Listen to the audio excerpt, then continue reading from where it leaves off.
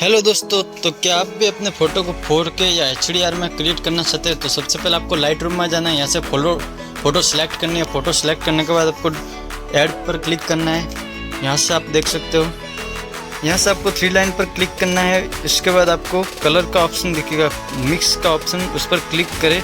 यहाँ से आप कुछ सेटिंग करें, आप अपने हिसाब से सेटिंग कर सकते हो।